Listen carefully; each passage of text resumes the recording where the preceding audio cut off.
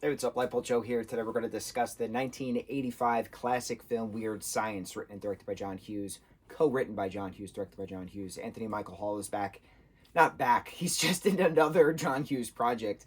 So this film is very entertaining, especially because the title of the film, Weird Science, has its own corresponding theme song, Weird Science, and it's just throughout the entirety of the film, and it's a great 80s film. It's a great 80s song. So it's very entertaining having a theme song named after the project because you don't really have a lot of that anymore. So it was great on that front. Hour and a half, as all films should be. This then spurred a spin-off based on a 90s TV show called Weird Science, five seasons long actually, is based on this movie. So it's neat how 10 years later it then had its own TV series, and then it's still within regards to pop culture all these years later. So this is one of Robert Downey Jr.'s earlier films as well. So many people are in this, and it's fun watching this from a standpoint of just watching teens be teens and watching them do stuff. It's very, I can't say problematic, but it's just so wild in regards to the main characters creating this female, this perfect female who is, what is she? They're designing her to be 23 or something like that. And she's hooking up with them throughout the show, throughout the film, and they're 15, 16, respectively. Wild, because that's clearly not a thing to be discussed and or celebrated now. But 80s didn't have any rules back then. It was wild. The scantily clad non-clothes that all the characters were wearing, teenagers playing teenagers, it was wild. So a representation of the times, as we talked about the other two John Hughes films so far. 16 Candles, 84. Then we had Breakfast Club in 85, and we have Weird Science in 85. Anthony Hall is in both, and it's interesting too watching him grow as a human, because he has braces in 84's 16 Candles. He has braces in 85's Breakfast Club. Came out in 85, filmed in 84, takes place in 84, but he doesn't have braces in Weird Science, so he just shows him growing. It's just neat. It's neat watching people grow as humans, as actors and talent as well. So the two best friends, right, they are creating this perfect woman with is it Wyatt or Gary's computer? Wyatt? I can't remember, because they scream each other's names constantly. Gary, Wyatt. Who's the younger brother of Chet? Wyatt? I think it's Wyatt. So designing the perfect woman on Wyatt's computer, breaking into the CIA database or something to that extent to get more information, to use more data on artificial intelligence to create this perfect woman. And they're doing a Frankenstein bit, but they're putting these probes to the neck of this doll to then bring that information to the doll to create this perfect woman, who then becomes this perfect woman, who's then attracted to both of them. And then throughout the entirety of the project, it's then a matter of what happens within a day. So they create this woman, Lisa, and then they have moments, and then there's, a mall scene, which is just so gorgeous. An 80s mall scene. Bro, I was freaking the freak out. You don't have mall scenes anymore, really. And then traveling into the party at night, and then the aftermath. So it's a 2-day thing.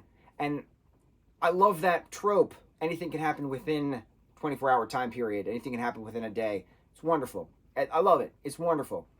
So the girlfriends of the popular boys, right, the popular crowd, and then everybody else that they meet along the way come to this party at night. And then all hell breaks loose. There's mutants involved, and there's more science fiction involved, and then there's a nuclear missile involved. It's just stuff, right?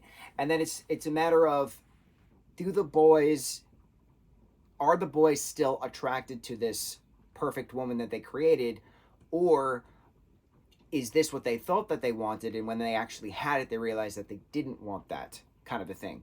One of those, when you have the dream in your hand and you have the moment, is this actually what you wanted, or did you just want the idea of it? What actually portrayed the idea, the dream becoming reality? Stuff like that, those deep kind of conversations. And then having those conversations with then the popular girls, respectively, that are now going to date the awkward boys.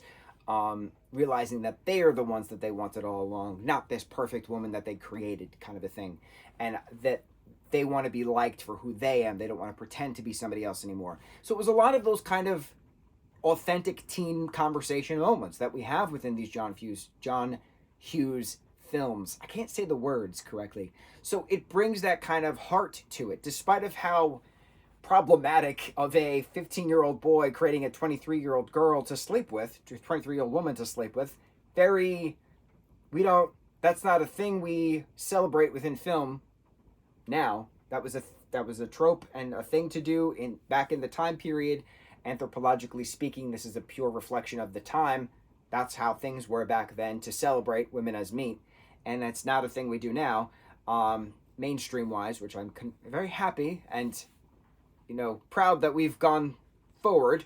Still a lot of things to change, but the underlining message is that they wanted to be liked for themselves, and they didn't want to keep pretending to be somebody else that they weren't anymore in regards to this 24-hour escapade.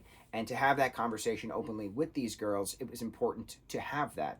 And then once, all of the revelations came by and everyone, shook the hands and shared the hugs and stuff like that, then Lisa disappeared. She wasn't needed anymore. But then it turns out she's just going to be the high school gym coach, moving forward at Shermer High School. Now, Shermer High School was the high school in regards to 16 Candles, in regards to Breakfast Club, in regards to Weird Science. I had to look it up. It's also the high school in Ferris Bueller's Day Off, which is another John Hughes film. I don't think it has anything to do with Pretty in Pink, but we're going to pay attention.